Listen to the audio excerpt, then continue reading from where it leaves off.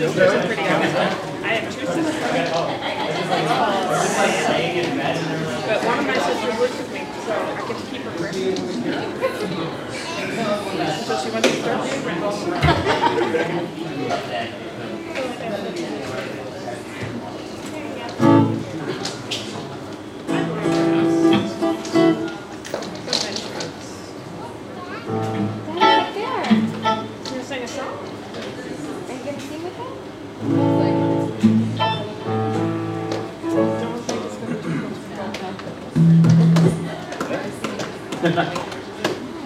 All right, everybody, we're going to start off with a couple songs, so if you want to stand up, Angela, join in.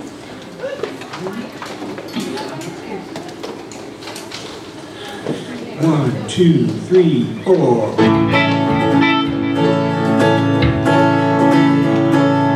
I just seen her face, I can't forget the time, place and we just met, she's just too good for me. I want all the world to see we met. Lie, lie, lie, lie, lie. Had it been another day, I might have looked the other way.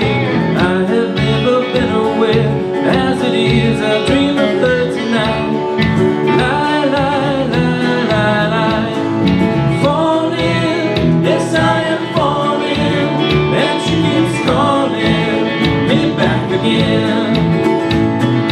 I have never known the likes of this, I've been alone and I have missed things and kept out of sight. Other girls are never quite like this. Lie, lie, lie, lie, lie. Falling, yes I am falling. Well, she keeps calling me back again. Falling, yes I am falling. Yes, she keeps calling me back again.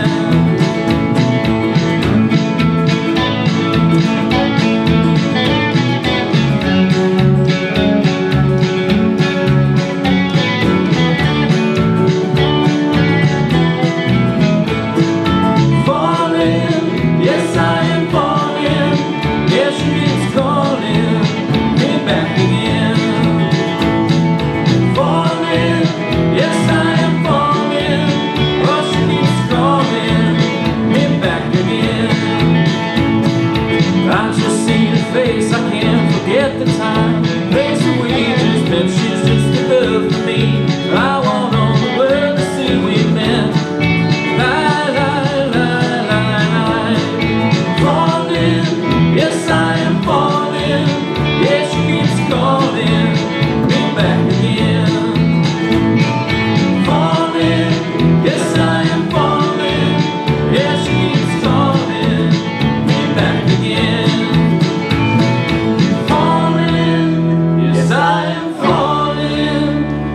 She keeps calling me back again.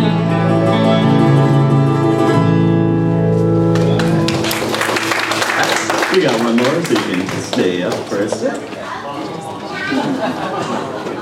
I blame Nicole for this. For this song? Oh no, we put some surprise in.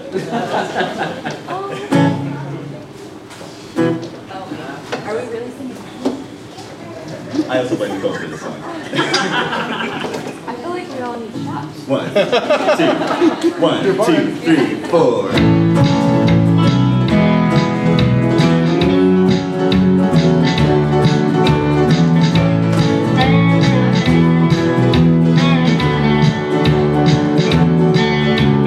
Heading down south to the land of the pine, I throw my way into North Carolina, staring up the road and I'm hoping that I see headlights.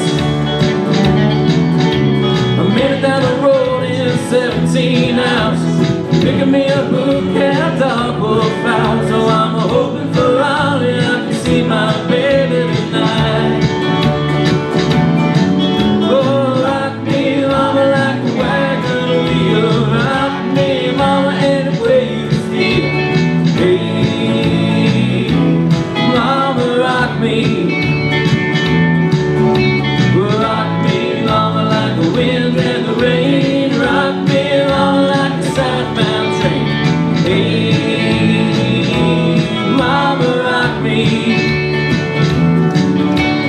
Running from the cold up in New England, I was born to be a fiddler in an old-time string band. My baby plays the guitar, I play the banjo now. Oh, the North Country winters keep getting me down. Lost my heart in playing poker, so I had to leave town. But I ain't going back to live that old life no more. So rock me, mama, like a wagon wheel. Rock me, mama, any way you feel. Hey, mama, rock me. Oh, rock me, mama, like the wind and the rain. Rock me, mama, like a southbound train. Hey, mama, rock me.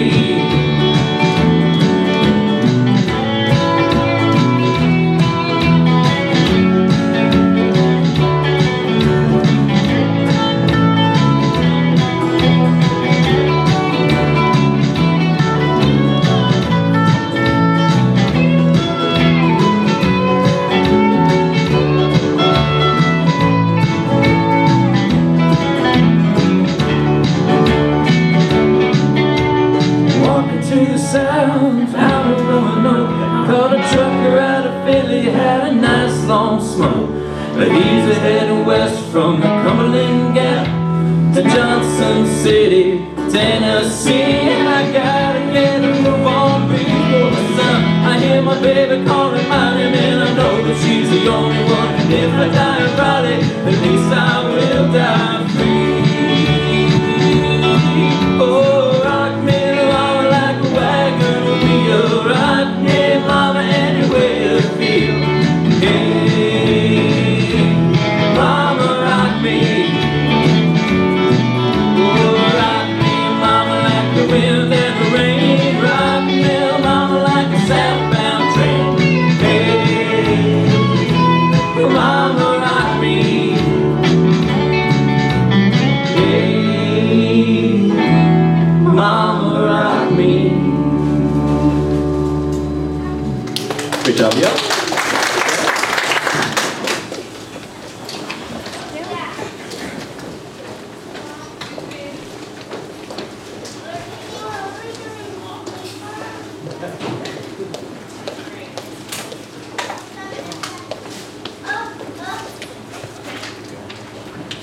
Good morning, everyone. Welcome to Sunday Assembly.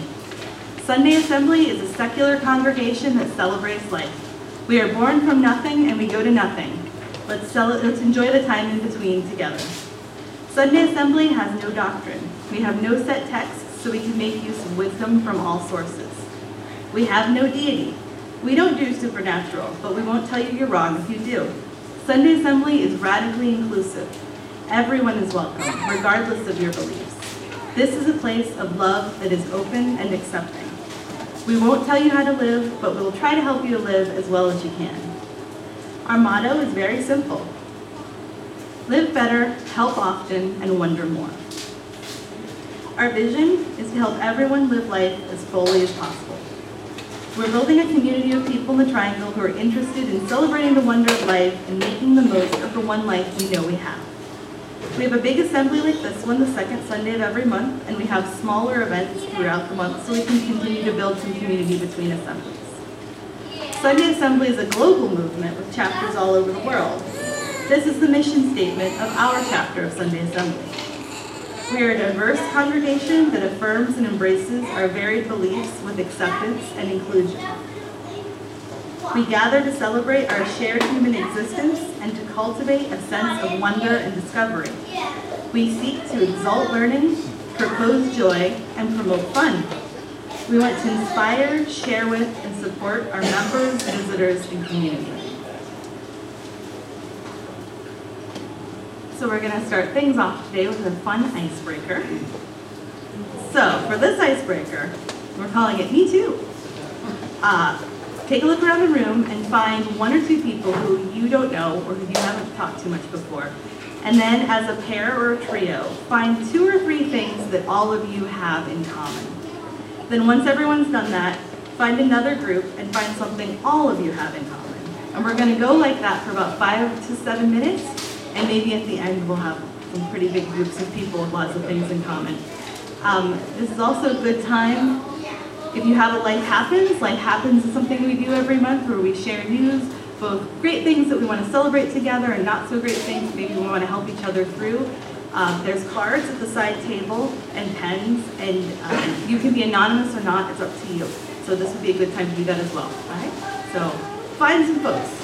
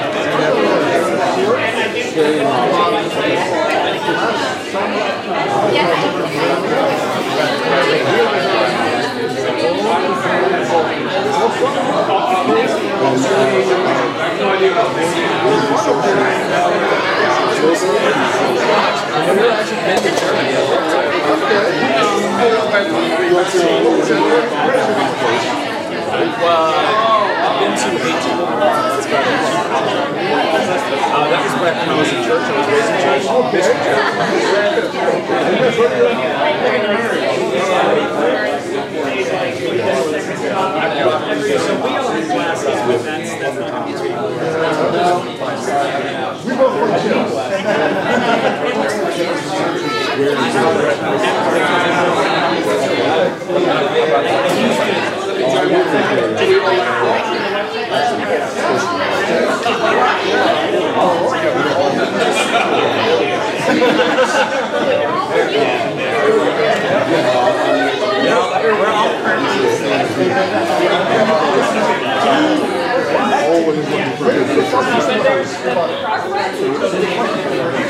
Like for example, Oh, I have before. I tend to cry. somewhere else in the country. And my nose runs. Sometimes I'll start crying. I do heat up, but like I'll try. Slice it right. It's as good as you know, you got a tri-tip sandwich. All right, we probably want to start making our way back to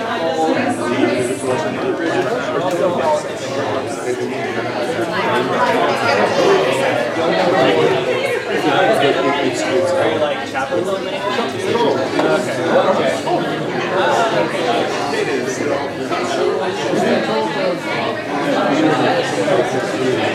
All right, everybody.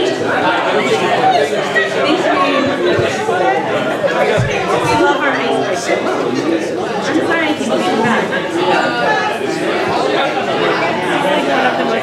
I know we love our icebreaker.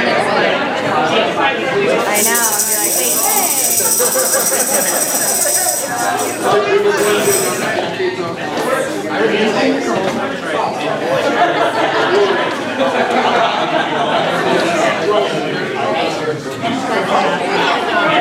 like, I don't know.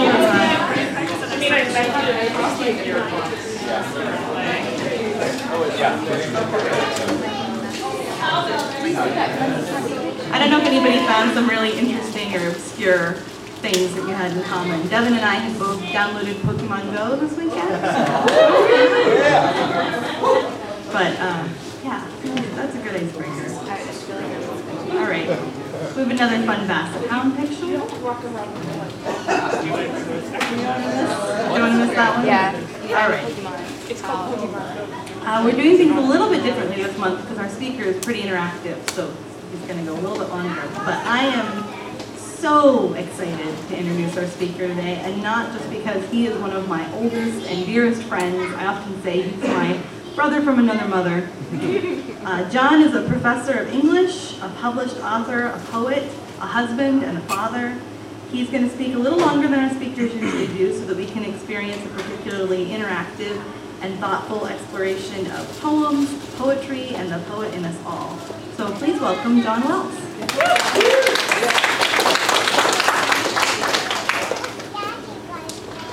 Daddy's going to talk. All right, goodness, thank you so much. Very, very kind introduction. Indeed, oldest and dearest friend. Apples. You guys probably do this too. I don't want to read anything, verbatim. So I make little keywords and notes and things to kind of guide myself through. And what I have up here, it says apples. And I don't remember what that means. So I'm like, wait, there's got to be something that I meant to say, but you guys are not going to hear any anecdotes about apples, apparently. I'm sorry. Yeah, right. I will now recite most of Good Will Hunting for you. So, firstly, welcome. Poetry has been the driving force behind my creative and my professional life for more than 15 years, for my entire adult life. And to be able to share that with a room like this one just a little bit, for a little bit of time today, is a singular joy. It's a real delight. I'm probably going to tear up at some point. Just ignore that. It happens all the time. My wife does. Special thanks to Emily and Kevin, again, dear friends, for inviting me to do this. So I have two big goals today. One is I hope that we can all kind of leave today able to reclaim a little bit of poetic territory for ourselves. Anytime I introduce poems to my students in classes, there's kind of this funny collective eye roll where everyone's like, all right, bust out the long cigarettes and the berets, because it's, poetry time. But never once have I assigned someone to bring in like a skull to hold in the air as they recite, Frost or Poe or something. So I hope that we can sort of leave with a little bit more, yeah, thank you, Kevin. Perfect, all right. So lead with, again, sort of a reclamation of some of that poetic territory, right? Knowing that it's something recognizable that we can incorporate into our everyday lives. My other big goal is to kind of dust off some of our poetic presumptions. You know, our understanding of poetry culturally in America has perhaps grown a little bit moldy, and I say moldy because our relationship to poems culturally has grown quite old, with a lot of kind of weird stuff growing on top of it. And so we want to, again, kind of brush away as much of that as we can. We're going to get to the poems here, the packets that I've distributed. I'm going to talk about those as quickly as I can a little bit later, but I'm just going to start by reading, if that's okay, one of my very first favorite poems.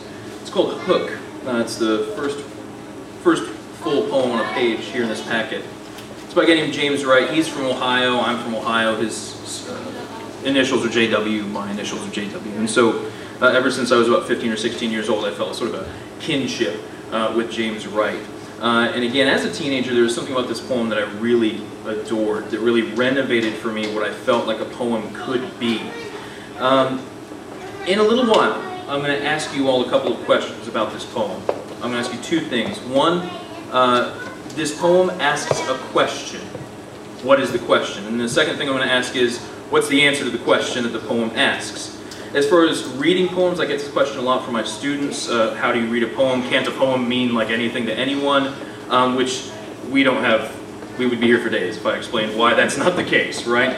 If I say cat and you think truck, something's terribly, terribly wrong, right? So the simple rule to reading poetry, the 21st century resists slowness. But that's how you must read poems, just slowly. You know what words mean, right? And there's words on each page, and that's how you read a poem. And it's really as simple as that. It's not written by the CIA or anything. It's not decoding anything. This is called Hook. I was only a young man in those days. On that evening, the cold was so goddamned bitter. There was nothing. Nothing. I was in trouble with a woman, and there was nothing there but me and dead snow. I stood on the street corner in Minneapolis, lashed this way and that. Wind rose from some pit, hunting me. Another bus to St. Paul would arrive in 3 hours if I was lucky. Then the young Sioux loomed beside me. His scars were just my age. Ain't got no bus here a long time, he said. You got enough money to get home on? What did they do to your hand? I answered. He raised up his hook into the terrible starlight and he slashed the wind. Oh, that, he said, I had a bad time with a woman. Here, you take this. Did you ever feel a man hold 65 cents in a hook and place it gently into your freezing hand? I took it. It wasn't the money I needed, but I took it.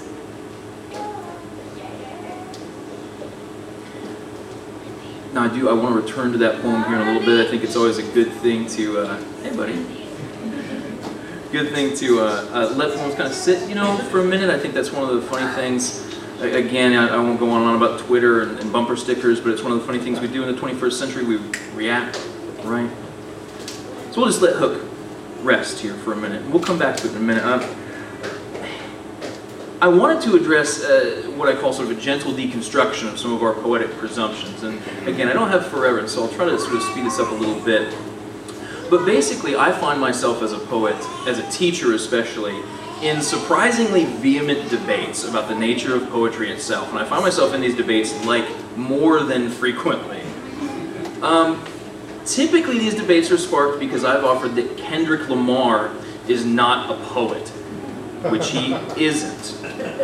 Or more heretically, I will offer that Bob Dylan isn't a poet, which he isn't. Now, some of you, I can feel the rage. I can feel the itch of your pitchfork right now, right? What do you mean Bob Dylan isn't a poet? He's America's greatest poet. As quickly as I can tell you, as fairly as I can tell you, music and poems are simply different beasts. They're just different beasts. Lyrics are informed by different forces than poems are. Let that sentence rest a second too. You make different decisions in lyrics than you make in a poem. I could go on and on about this. I wish I had hours. You guys don't wish I had hours, but you can have sympathy for my students now, right? They're just different beasts, right? If I tried to convince you that Bryan Cranston was a ballerina, right, you would instantly sort of recognize that that argument doesn't really pay respect to the fundamental differences between what these things are. You can shoehorn the argument into validity and say that Bryan Cranston is agile and powerful and these things, but we don't quite get there. He's just simply not a ballerina. Lyrics, I love music so much, but it's a different thing than poetry. And what we do when we allow ourselves to confuse poetry with music is that we'll get just one and not the other. Does that make sense? This is why, especially for my students, and in a room like this one, you know, who knows? I have no way of gauging sort of your poetic histories, of course, right? But I can report with a lot of confidence that culturally, the tendency is that our understanding of poems is predicated sort of mostly upon forgotten homework assignments, hastily scrawled love letters to high school sweethearts, greeting cards, Facebook poems, Tumblr poems, God help us. What I always like to do is run a couple of experiments, right? Now, normally I ask people to write these things down. I'm going to ask you to sort of do this in your head for a minute. The experiments that I like to run relative to assessing how much we really know about poems are very, very simple and very quick. One, can you name a living poet? It's a funny thing. Now, I want to reiterate as dearly as I can. Some of you here might be able to just go run off with that subject for days, right? But I've been doing that experiment for 12 years in classrooms. For 12 years in classrooms, I have only ever gotten 2 right answers. I have asked literally hundreds of classes, thousands of students at this point. 2 right answers. I got Juan Herrera not long ago, and years somebody said Alan Shapiro. You know the answers I do get? 1, Shel Silverstein. Not cleanly a poet, and like super dead. The second answer I get is Edgar Allan Poe. Now remember what I said about mostly forgotten homework assignments? We remember that he was a poet, but the truth is he was half dead when he was alive, and that was 180 years ago. The third answer I always get, a musician, right? And that's debate. Once in a great while somebody say Maya Angelou, which is why the question used to be, can you name a living poet other than Maya Angelou? But again, to cut to that chase, 2 right answers, 12 years, right? We struggle culturally to name a living poet.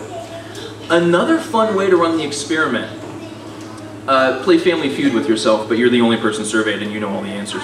The first 5 poets you can name. Now again, some of you, I have no idea what you might say, but I can tell you the names that I get over and over and over again. I get Shakespeare, not surprisingly, Whitman, right? Robert Frost, Edgar Allan Poe again, maybe Emily Dickinson. For whatever weird reason, people who have at some point in their lives really like Seals and Crofts always say E.E. Cummings, and I don't understand the connection, but it's unwavering. What I want you to do is kind of ballpark in your head the average year of their birth, these 5 poets. And what you sort of instantly recognize is that the poems with which you are most familiar are 200 years old. That's as long as you didn't say Martial and Ovid and Homer and Virgil, because now their average year of birth is like 8.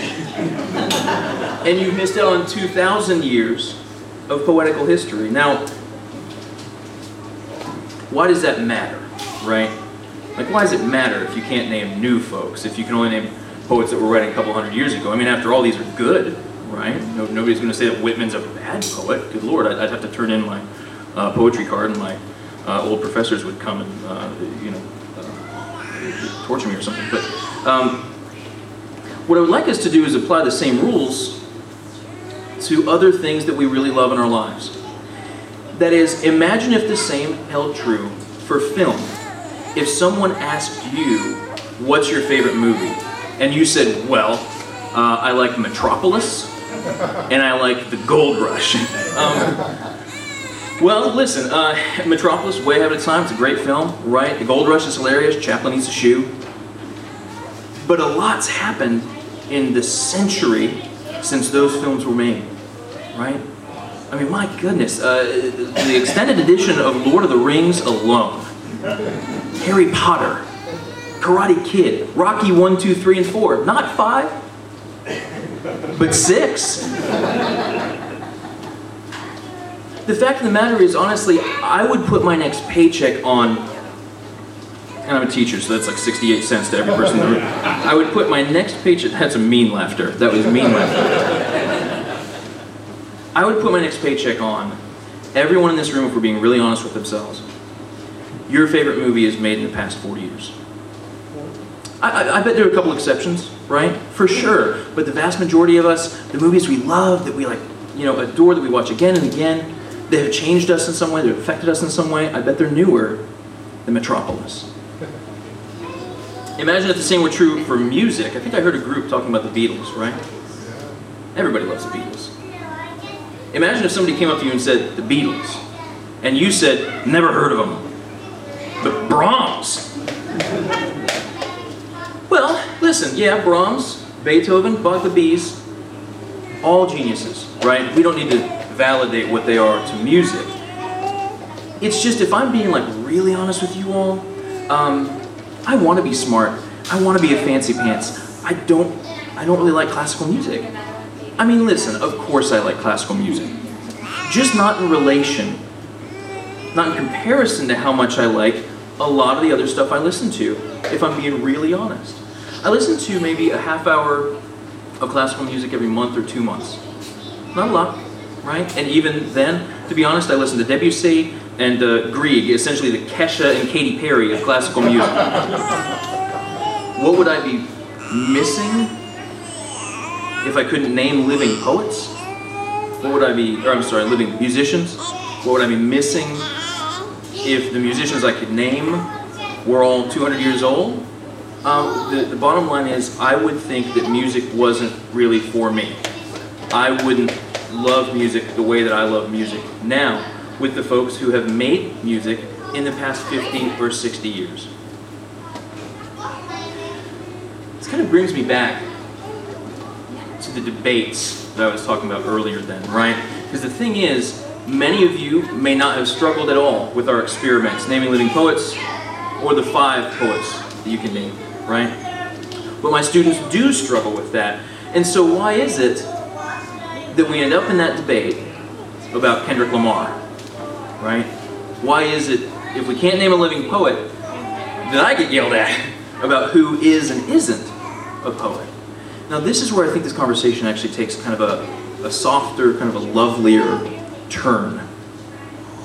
Because there's an answer to this question.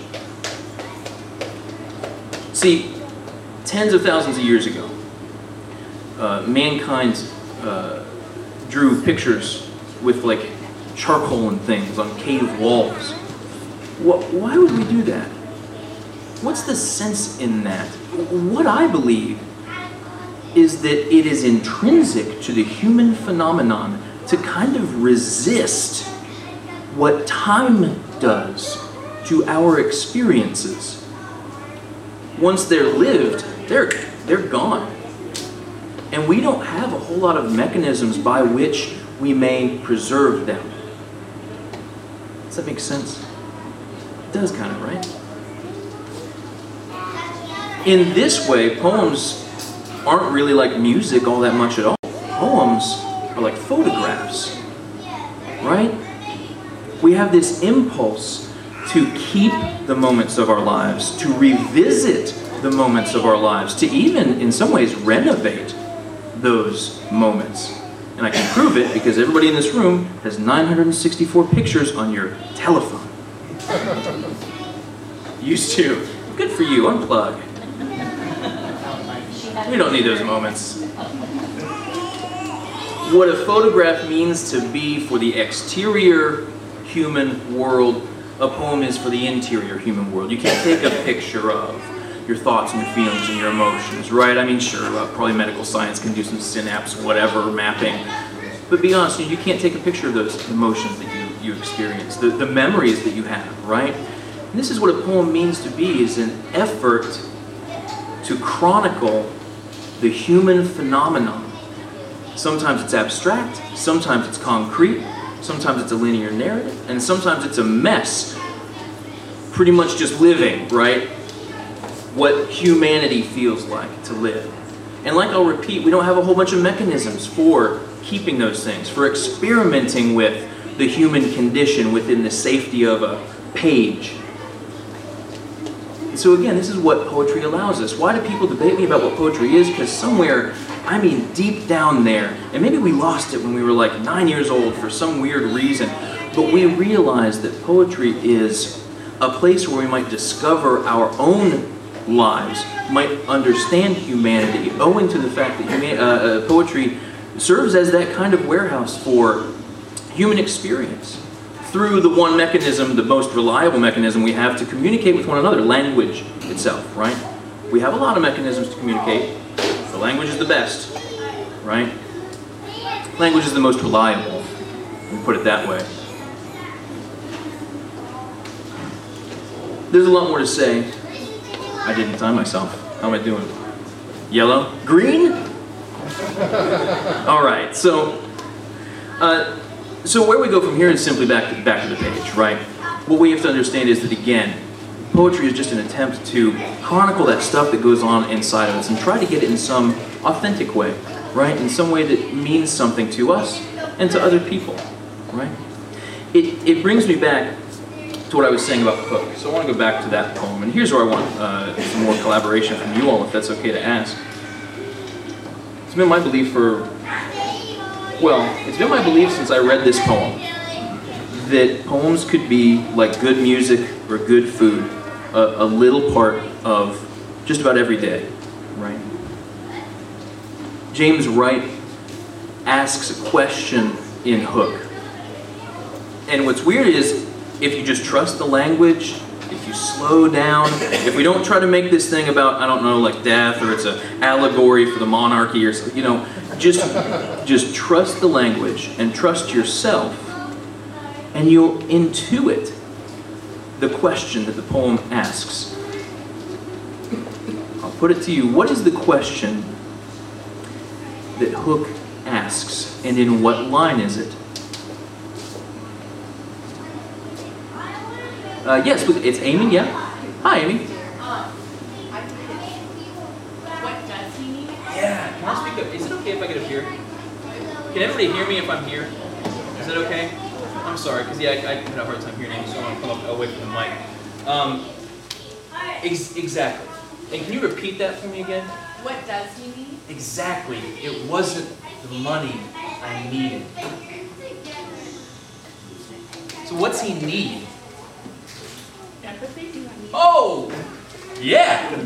What do you mean? I think he needs to understand that his experience is shared with other people, even people who don't seem like him. Yeah. Usually in my classes it takes the longer to get to that. Rabbit stole the thunder, but all right. It's Sylvia, yes? Yes. It's a beautiful answer. Yeah. And isn't it funny how clear? It's clear as day. You slow down, you read the language, you trust the language, and where do we end up with this beautiful assessment of the question and a beautiful assessment of the answer to the question? What's he need? Man, what do any of us ever need? Empathy, right? Yeah. He needs to find out what to do with a bad woman. Or hard time with a woman. Well, here's the thing: is that in some ways that hard time with the woman stuff is kind of the means to the end of what I think the poem is, quote unquote, about. Now, be careful. Not every poem is going to allow you to ask the question, "What's this poem about?" But this poem does, and I think we can actually boil it down to a word. I think we can get it down to a word, one word, and it's in some weird ways on the other side of empathy, right? What he needs is empathy. What he needs is empathy. So this poem is about one word. What word? Connection. That's great. Yeah, you know what? Great. Connection. We'll leave it at that. Great answer. If you're in need of connection, if you're in need of empathy, the word I always think of is Yeah. Loneliness, Kevin said. Loneliness. It's a poem that starts off about loneliness, ends up being, I think as you all are saying, yeah, about connection, the need for empathy. That's wonderful, yeah. Yeah, we could talk about this poem for a long, long time. This thing's got, I love, thank you so much. We could talk about this thing for a long time. What's really funny about it, and the kind of comedic elements of this poem that I've always really liked, is that here's this young Sioux whose scars are just the age of the narrator. This guy's a little rough. He's got a hook for a hand that he did not get through some like honorable accident, right? Like he had a bad time with a woman. So clearly this guy's like a little rough. It's the dead of night, it's freezing cold, and this guy, the young Sioux, sees our narrator and says, whoa, that guy's rough. It's an interesting thing. Yeah, it starts off about loneliness, ends up a connection, and what we see is what he needs is empathy. Now you can imagine, maybe it's a redundant phrase to say I was a heartsick 15-year-old, but you know, I was 15, 16 years old, and here's a poem about this guy in the freezing cold, lonely, and all he needs is empathy. It was my first favorite poem for that reason, right? I want to move on kind of quickly to the packet itself. The first page is 4 poems. We're not going to go over all these at all. I just wanted to show you something that I think is worth note. One of the reasons that we can get kind of confused about poetry is because it was something for a very long time that it kind of isn't anymore. Not to say it cannot be that, but from the early 1300s, Petrarch, all the way up to the 1900s, what you got is that really familiar rhyme and meter, right? This is what allows us to remember so much of Edgar Allan Poe's The Raven, that we've got all that up in our heads, that sort of sing-songy beat, right? Now again, I do not mean in any way to undermine these poets. Keats was, when he was alive, likely the smartest man on the planet, right?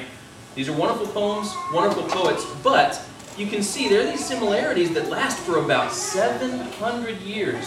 Things really, really change in the late 1800s, early 1900s. I put Robert Frost's The Road Not Taken up there just so we can see a point that I try to make every day to my students and pretty much anyone else who will bear it.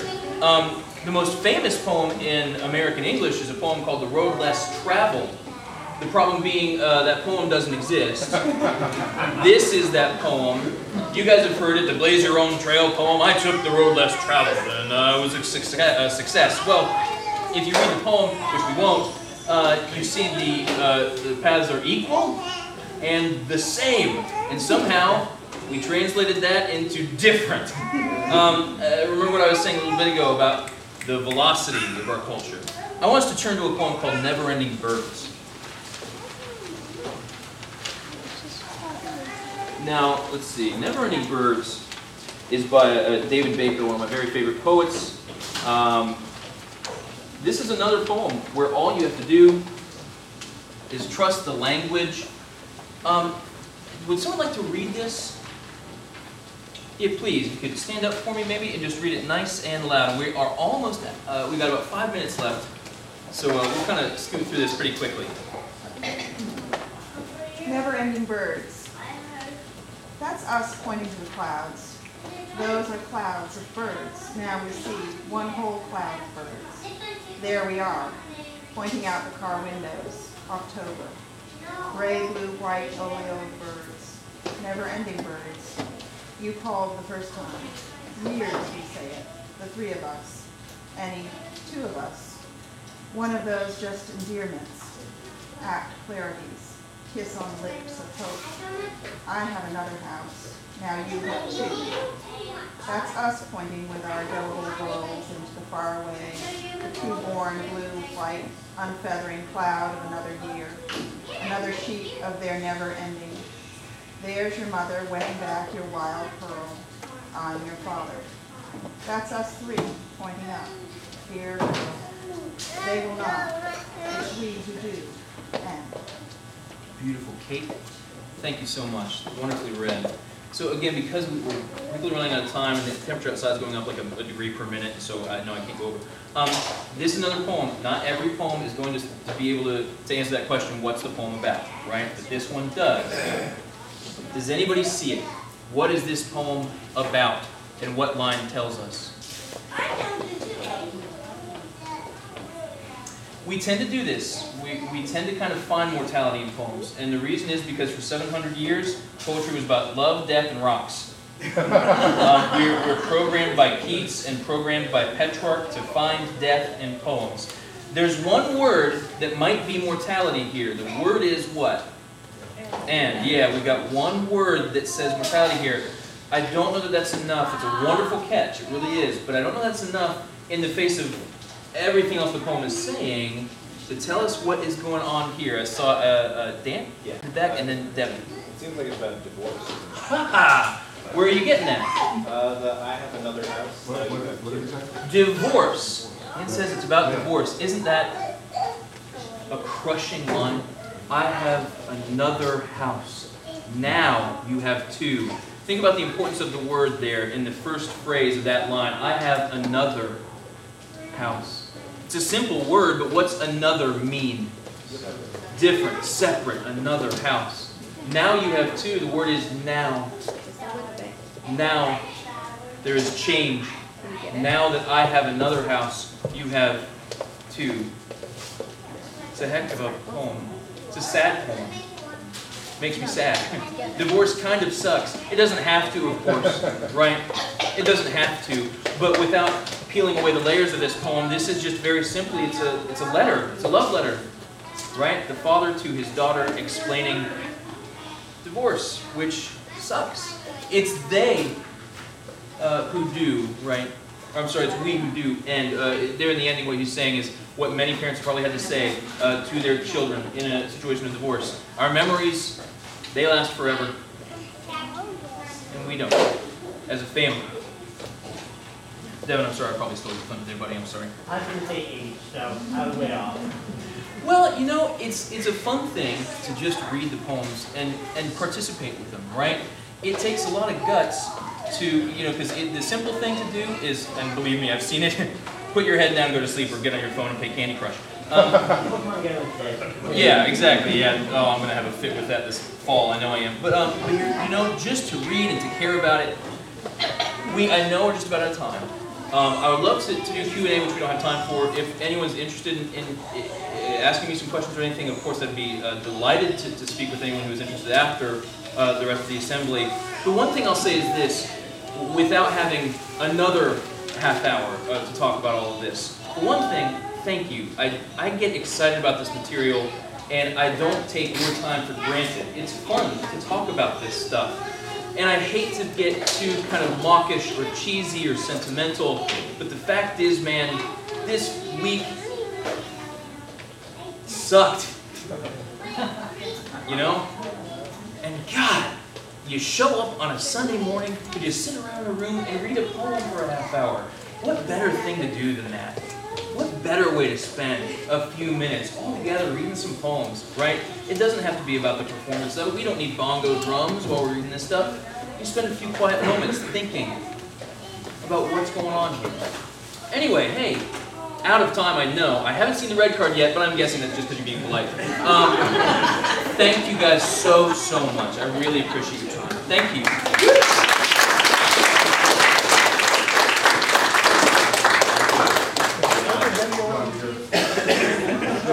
You know what? It's a great one. He has to walk. Great one anyway. Thank you, John. You still have 25 seconds. Oh, yeah.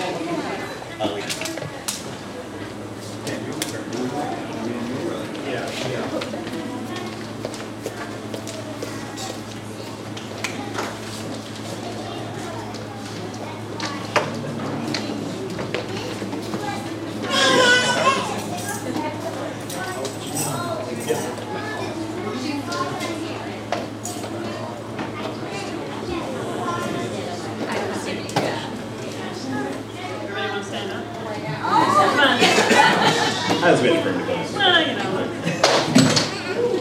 Do you want to stand up on the... I'll just play the wrong chords. Want to come see Daddy sing?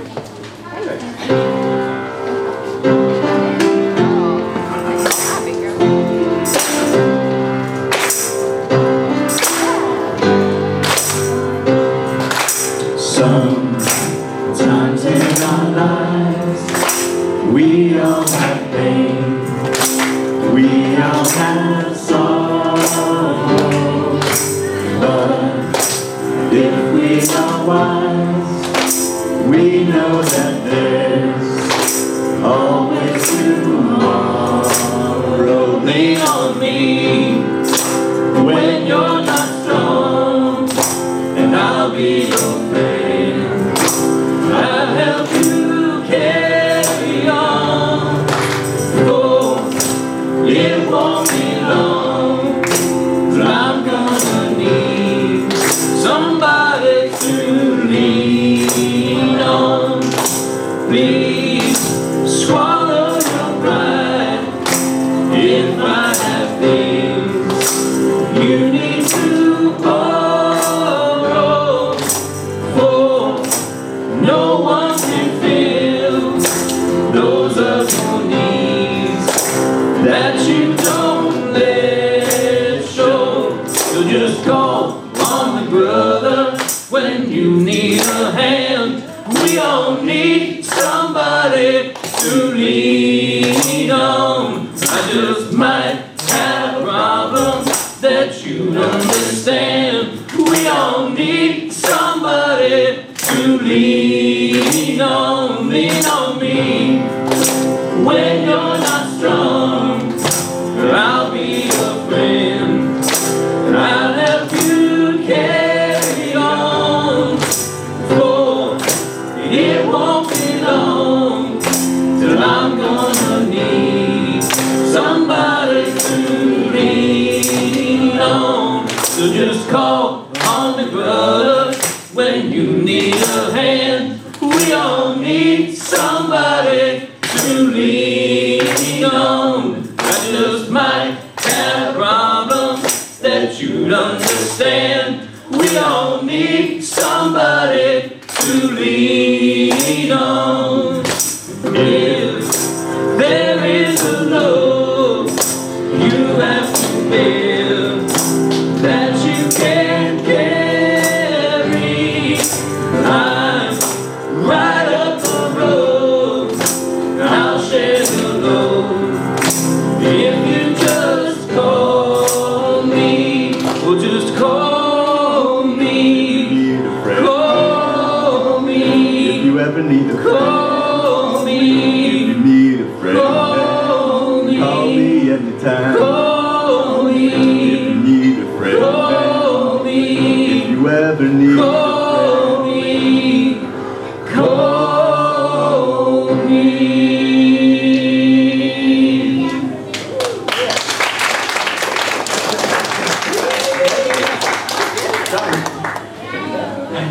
I'm sorry. Shame. You guys can sit down now.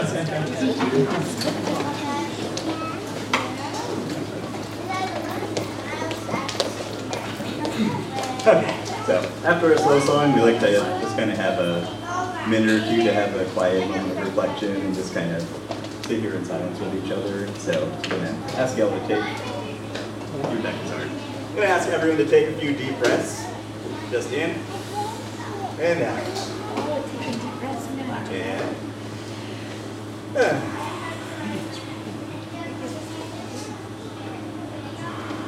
close your eyes if you want to, and just sit here with each other for a second.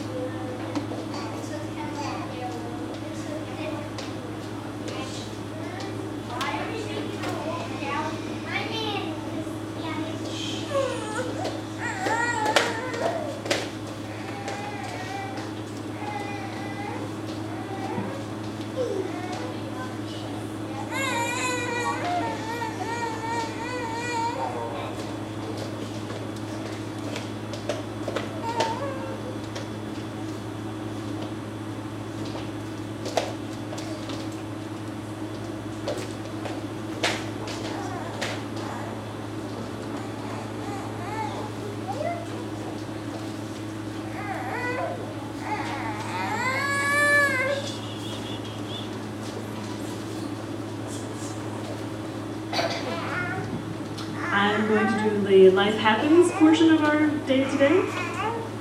We do this every assembly where we share things that are happening in our lives, either good things that we want to celebrate, or also the tougher things that we need to help each other through. and we have a whole bunch, so this is very exciting, mostly. Ashwin says he finished a brutal first semester with 2 days off, and then he gets to start again. I feel your pain. I had 4 days off between my last one and this one. The nice thing is in 10 days at the London School of Economics in August, and you'll get to go to the August, you're gonna miss the August assembly. We'll miss you. All right. Devin says, I am thankful for Pokemon Go. It has gotten me active and out into my community. I'm sure a lot of people are with you on that. All right. Charlotte Nortman earned her green band at the pool and can now go off the diving board. It is awesome. Rihanna Wells says, leaving my job to be a stay-at-home mom, and I am so excited about it. Congratulations. Kevin got a promotion. Congratulations. From Amy, I was reminded how wonderfully kind my husband of 24 years is when he allowed our outdoor bunnies to find refuge inside our home, even after dictating they could only be adopted if they reside outside. His heart continues to melt mine, and our bunnies appreciate his change of heart. Dan, Amy, Desmond, and Felix moved into their first house in South Durham. Congratulations on that one.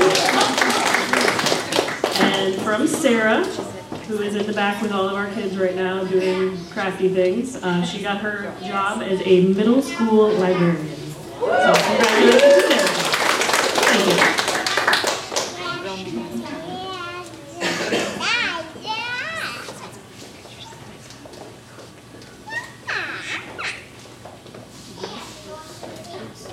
Thanks, Nicole.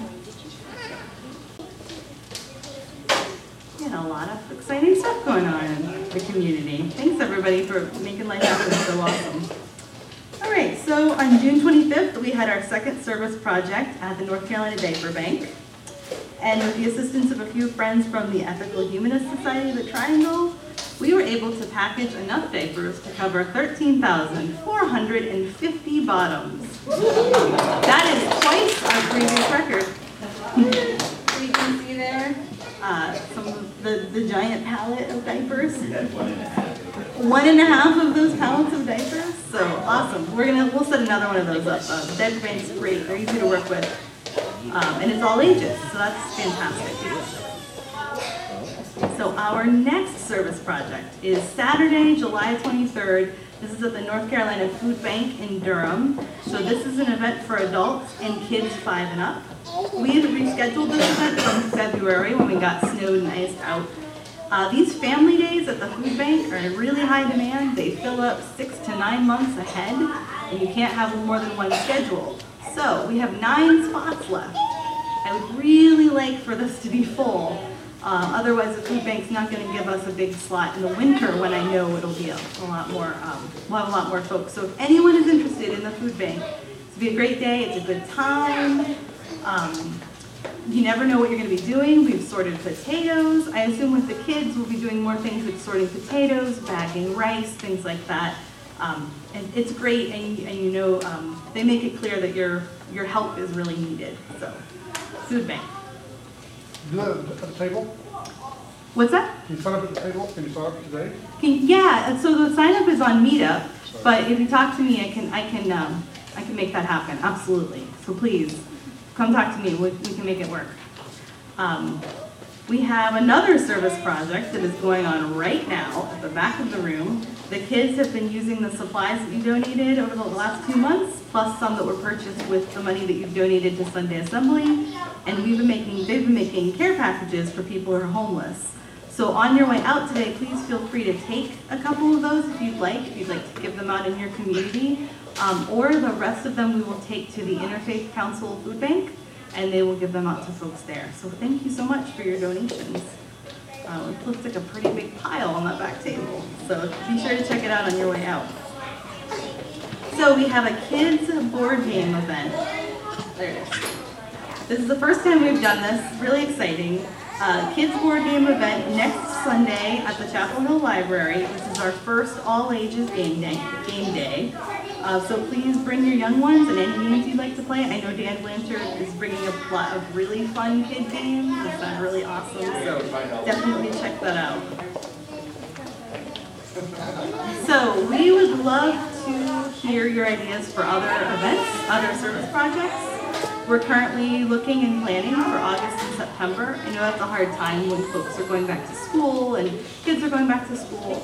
So we're trying to find things that will work for folks. So if you have any ideas, if you'd like to host something, you can fill out a comment card, or you can talk to me or Kevin or Nicole during snack time. We would love to hear your ideas. Sunday assemblies run entirely on donations. We use your donations for our venue rental, our insurance, website hosting fees, printing, and other costs. We also give an honorarium now to all of our nonprofit speakers, and we do things like buy extra supplies for making the kits back there. So we accept PayPal here through our website. You can sign up to be a sustainer, which is really helpful, and donate a little bit every month, and all donations are tax deductible. And we have a new way you can make some donations that's very easy. So we're part of Amazon Smile now. So as an Amazon Smile nonprofit, you can designate for us to receive a very, very small percentage of your purchases from Amazon at no cost to you anytime you make a purchase through their site. You can find us in Amazon's list of nonprofits for Amazon Smile, and we've got a direct link available on Facebook and our website as well. So if you can't contribute financially, but you can give your time. We always need help hanging flyers, getting more voices up here on the stage for doing moments of science or hosting or doing readings. If you can help us find a speaker, that's fantastic. Just come talk to us after the assembly, and we have feedback forms. I believe they are on the donation table if you've got any ideas to share. So, before our last song, we just want to share our next assembly is right here on August 14th. Our speaker is Zach Ward. You might remember Zach. He's from BSI Comedy. He's a prolific improv comedian. He is our first ever encore speaker because he spoke here last October. But he was such a big hit, we wanted to invite him back, and since he improvised, and it was an improvisational presentation, it'll be completely different this time. We also wanted to share our September assembly theme, which is all about how conversations about mortality and loss can enrich our lives. Our speaker is a licensed social worker with Duke Hospice and Bereavement Services, and I think it'll be a really special assembly. So now we have one more song, and then some words, and then it's snack time.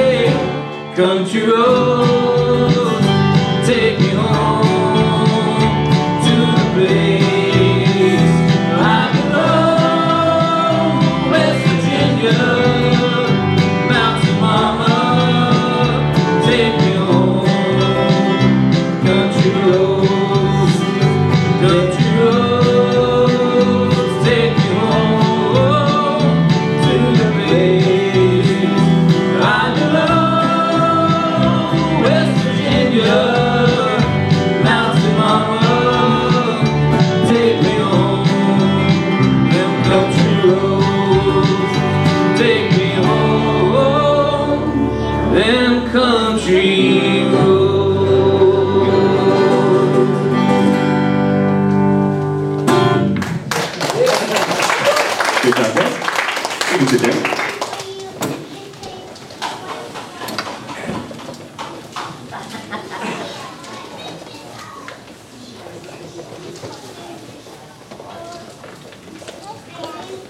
All right. Some final words and then snacks come next. So, darkness cannot drive out darkness. Only light can do that. Hate cannot drive out hate. Only love can do that. This graphic was created by Sunday Assembly headquarters in London, and it was shared with all the U.S. assemblies this week in solidarity. It's been a really rough few weeks, and so when all of the problems around us seem too big, sometimes it can help to solve a small problem first. So I leave you with the idea to think of a small way you can bring some light into someone's life this week and this month, or a small way that you can remind someone who's hurting that they're loved. Thanks. Snack time.